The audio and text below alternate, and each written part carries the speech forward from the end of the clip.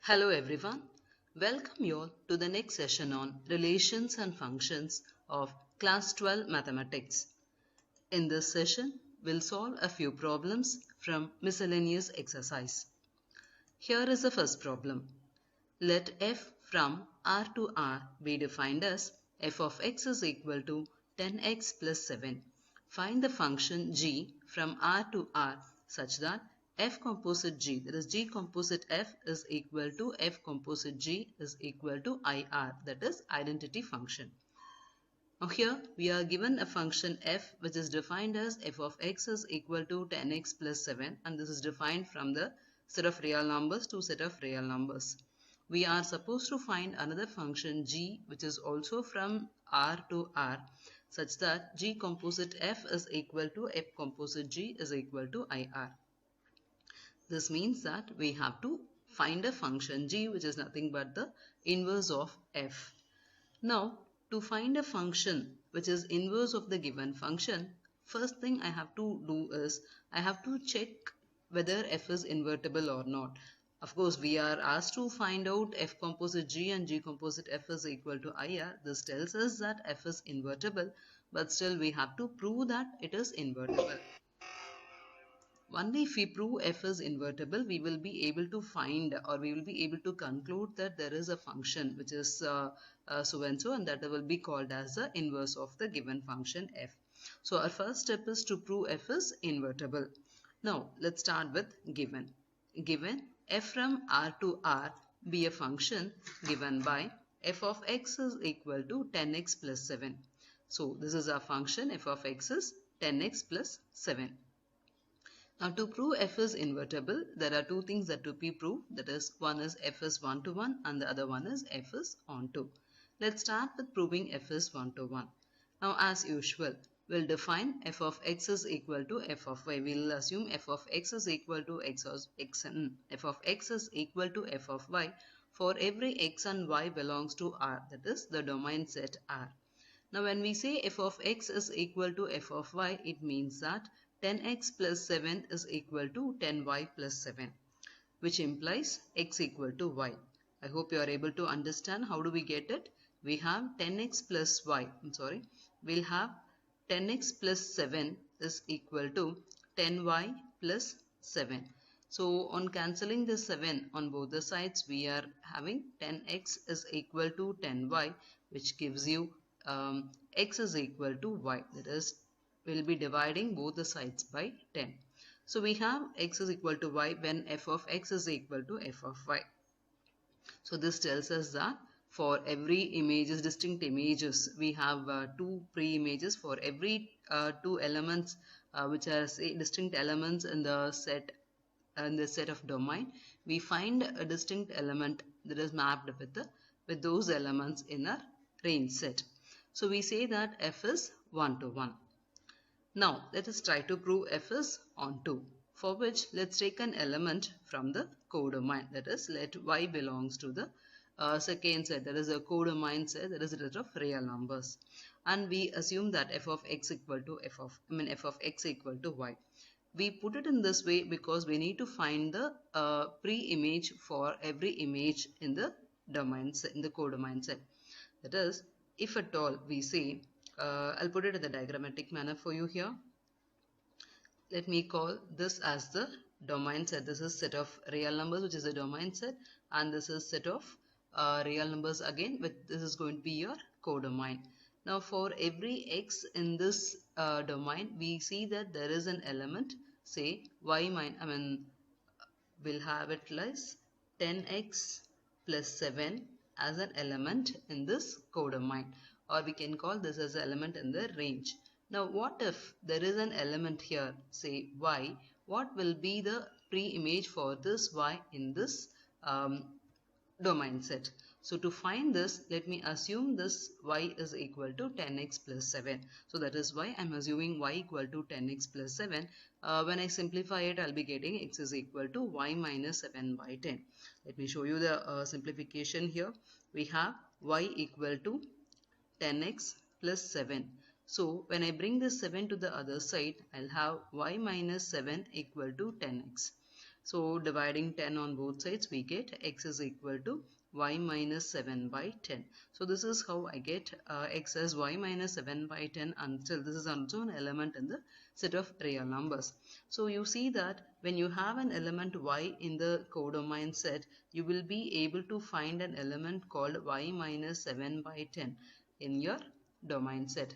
So when you have x, you'll be able to find an image called 10x plus 7. When you have an element y, you'll be able to find a pre-image called y minus 7 by 10.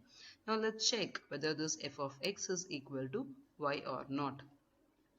For which, let me take this x as y minus 7 by 10, which is an element in the codomain, element in the domain, and we say there is an element y in the codomain. Now when I say f of x, it is nothing but f of y minus 7 by 10, that is my x is replaced by its value, that is y minus 7 by 10. Now let's try to find the value of f of y minus 7 by 10. Now when I have x as the input, the output will be this x is multiplied by 10 and 7 will be added to it. So this is how we get the output of x. That is, when your x is the input, your output will, on the function operated on f will be 10x plus 7. Now if at all I have, instead of x, if I have a value say y minus 7 by 10, the procedure is going to be same.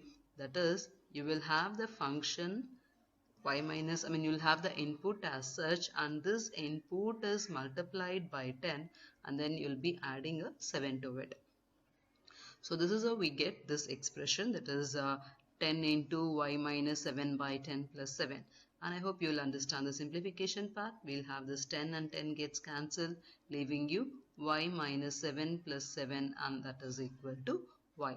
So we see that f of x is equal to y when I choose x as y minus 7 by 10. Thus, for every element in the codomain set, we are able to find an element in the domain set. Hence, your f is onto function. So we conclude that we see that f is one-to-one and onto. This means that f is both one-to-one and onto. So when you say a function is both one-to-one and onto, it means that it is an invertible function. So we say f is an invertible function. Let's find out the inverse, for which let me assume the given function, it is given in the question, we'll call it as g.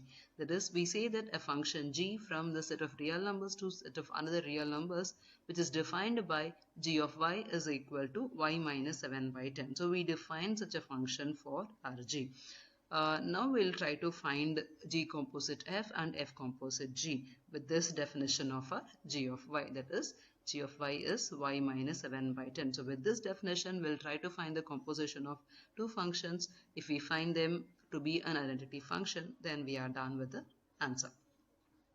So here is a composition. G composition f of x is equal to g of f of x as per the definition of your composition of functions. Now f of x is 10x plus 7, so I'll replace f of x by 10x plus 7 here, so that gives me g of 10x plus 7. Now let me go for the input of your g. When your input of g is y, your output is y minus 7, that is 7 is subtracted from this y, and this is in your numerator, and you will have a 10 in the denominator. So this is how we get the output when your input of g is y.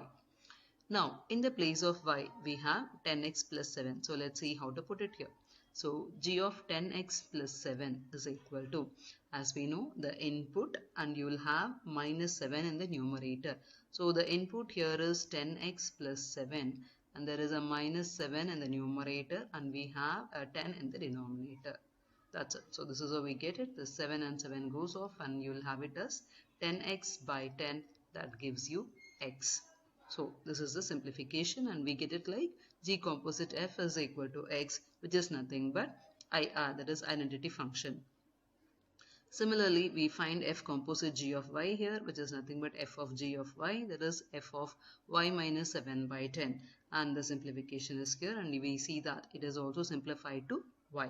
So f composite g of y is also equal to y, and that is equal to IR. So we see that f composite g and g composite f is equal to IR. This means that we have a function g from R to R defined by g of y is equal to y minus 7 by 10 is the required function. So we are asked to find a function which satisfies g of f, g composite f is equal to f composite g is equal to IR. Yeah, we got the function g which is defined by g of y equal to y minus 7 by 10, which satisfies g composite f is equal to f composite g equal to IR. So with this we are done with the first problem. Here is the second problem for us. Let f from w to w be defined as f of n is equal to n minus 1 if n is odd and f of n is equal to n plus 1 if n is even. Show that f is invertible. Find the inverse of f. Here w is a set of all whole numbers. So we have two things to be done here. First thing is we have to show the given function f is invertible, and then we have to find the inverse of f. So let's say, first we prove what is whether it is invertible or not, and if it is invertible we have to find the inverse of f. Now here f is a function defined from w to w, that is set of whole numbers to set of another whole numbers, given by f of n is equal to n minus 1 when n is odd and it is n plus 1 when it is even. Now let's try to prove the function is invertible. So to start with, given is written over here. Now to show f is invertible, as we know we have to show f is 1 to 1 and onto. Now to check for 1 to 1, that means let me assume f of n equal to f of m, where n and m belongs to w. This is nothing but our domain. So we take two elements from the domain set. So when I say f of n is equal to f of m, I can start finding out whether it is whether n is equal to m or not. For which I need to have two cases to be checked, like what could be when n is odd and even. Now we have two values. You have taken two values from the domain. So the possibilities are your n can be odd and m can be even, or m is odd, n is even, or both could be odd or both could be even. There are so many possibilities. So let's discuss one by one. Here is a case 1 where I have considered n is odd and m is even. So when n is odd and m is even, now I know f of n is equal to f of m. Now when n is odd, f of n takes the value n minus 1. When your m is even, it takes the value n plus 1. So we have n minus 1 is equal to m plus 1. On simplification, you can see n minus m is equal to 2. Now let's check whether it is possible or not. We have considered n is odd and m is even. Let me choose an odd number for n. I'll say n is equal to 7, and I'll have to have an even number where m is equal to 4. Now when you say n is 7 and m is 4, now just check n minus m. Your n minus m is 7 minus 4, which is equal to 3. Okay, what if I choose another number? Let's say n is equal to 11 and m is equal to some 9. I'm sorry, m cannot be 9. M is an even number, so let me choose m equal to 8.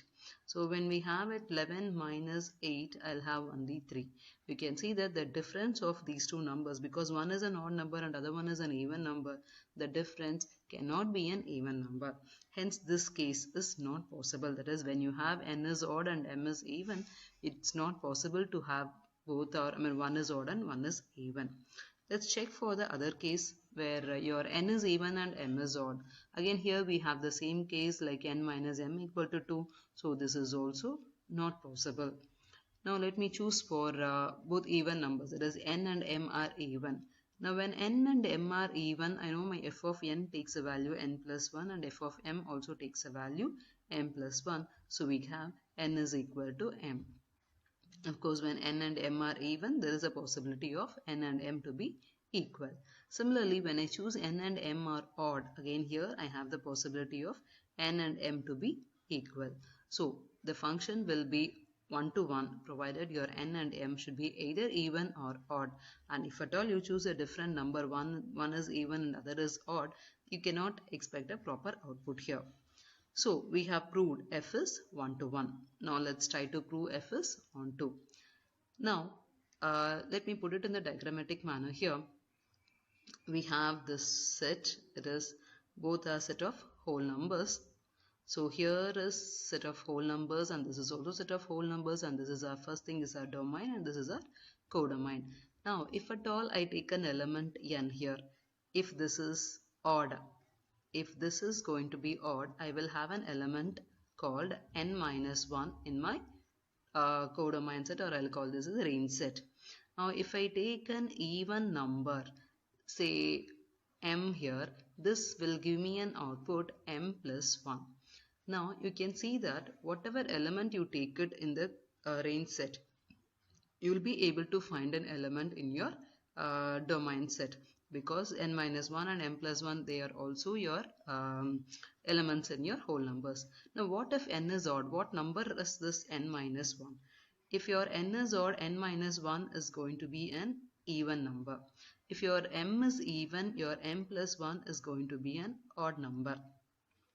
So when you input an odd number, your output is an even number. When you input an even number, your output is an odd number. You can see the set of, we have both the sets are of whole numbers. So definitely all the numbers are going to be either even number or odd numbers. So whenever you have any number, the possibilities are only to have odd and even in your codomain set. So for every odd number in the codomain, you will be able to find an even number in your domain. Similarly, for every even number in your codomain, you will be able to find an odd number in your domain. So this means that our f is onto. So this is how the explanation is here. For every odd number n minus 1 in codomain W, there exists an even number n in codomain W, and for every even number n plus 1 in codomain W, there exists an odd number n in domain W, and hence we call the given function as onto. So we have proved f is 1 to 1, and we have also proved f is onto. This means that f is an invertible function. That is, there is an inverse of f. There is inverse of f exists. Now we have to find out what is that inverse. Now you can understand the elements in your pre-image now, and also the elements in your codomain, and also the domain range set. Now, with this understanding, let me define an element or define a function g from set of whole numbers to whole numbers. That is, g from w to w be a function defined by g of m is equal to m plus 1 if m is even, and g of m is equal to m minus 1 if m is odd.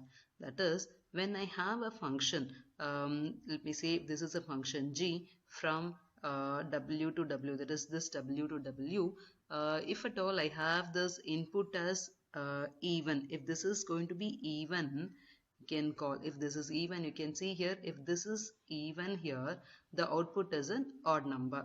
So you will have m plus 1 as a, if your input is even, you will have m plus 1, which is going to be your odd number.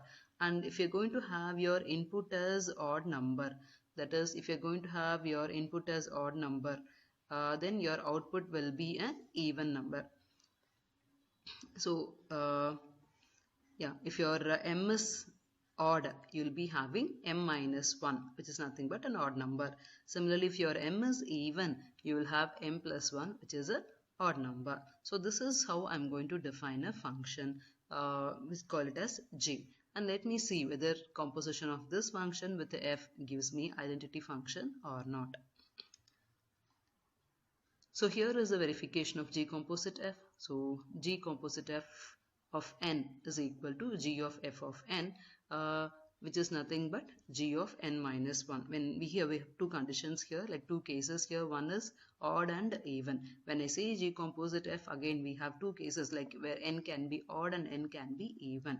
Now we know f of n is equal to n minus 1 when n is odd. I'm writing it for your convenience here, and we have n plus 1 when n is even. So with this, we'll try to find the compositions now. So g composite f of n, we have chosen n is odd, which is equal to g of f of n. So when n is odd, we know f of n is n minus 1. So it is g of n minus 1. Now what is a g of m? Or I can put it in the terms of m. Now g of m is equal to m plus 1 if your m is even. So this is m plus 1 when your m is even. That is, if you're going to give an input as an even number, you'll add 1 to the given number, and it will be m minus 1 when your m is odd. Now here I have n minus 1. When your n is odd, your n minus 1 will be an even number. I hope you are able to understand. We have chosen n is odd. When n is odd, n minus 1 is an even number. So g of an even number. So when your input is even, the function takes a form, the input plus 1. So we have n minus 1 plus 1. I repeat, when the input is even, the output will be 1 added to the input. So input is n minus 1. So 1 is added to it. That is n minus 1 plus 1. That gives you n. So we have g of f of n. So the g composite f of n is equal to n, which is nothing but identity function. Similarly, there is another case when n is even. So when n is even, your f of n takes a value n plus 1. So g of f of n is equal to g of n plus 1. Now here, when your n is even, your n plus 1 becomes odd. If you add 1 to an even number, it becomes an odd number. Now when your input is an odd number, when you consider g, when your input is an odd number, your output will be 1 less than the odd number, or 1 less than your input. So here our input is n plus 1. So we'll have to reduce 1 from it, that is we have to subtract 1 from it. So that gives you n plus 1 minus 1, which is nothing but n. So g composite f of n is equal to n, which is equal to identity function. So we see that g composition f is the identity function when your input is odd and also even. Similarly, we'll discuss for our f composite g. So here it is. F composite g is equal to, to find f composite g, again we have two conditions, two cases to be checked. One is odd and other one is even. So here we have f composite g of f is, m is equal to f of g of m, and here your input is odd. So when our input of f is g is odd, it gives you 1 less than the input, that is m minus 1.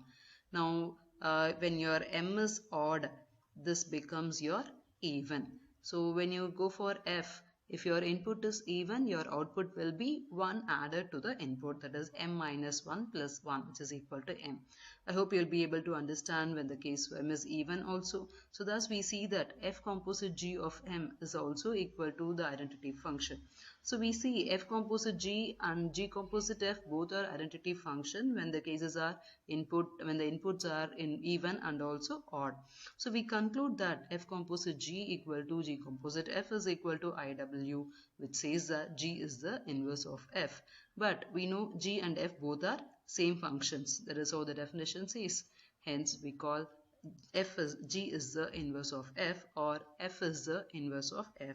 So it can be written as f inverse is equal to f.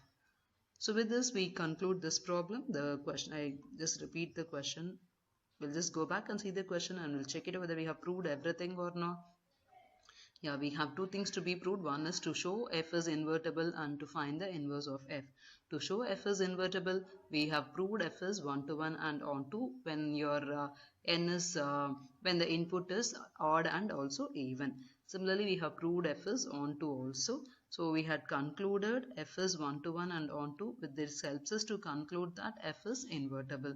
Now we are about to define a function for which I'll try to write a function in a different name, which is nothing but g. Again, it is almost similar to our f. So when I define such a function, I'll be able to prove that g of f, that is g composite f and f composite g, is an identity function with the understanding n is even and n is odd. So for all the cases, I'm able to prove g composite f is equal to f composite g, and hence I can conclude that g is the inverse of f. And as per the definition, g is nothing but your f. Hence, inverse of f is f itself, or I can say f inverse is equal to f. With this, I conclude this session, and here are a few homework problems for you for today. Take down all these problems, work out all the other problems that we have discussed today, and also try out these examples. I'll meet you in the next session with the remaining problems. I have not mentioned the fourth problem here. I'll do that in the next session. Thank you.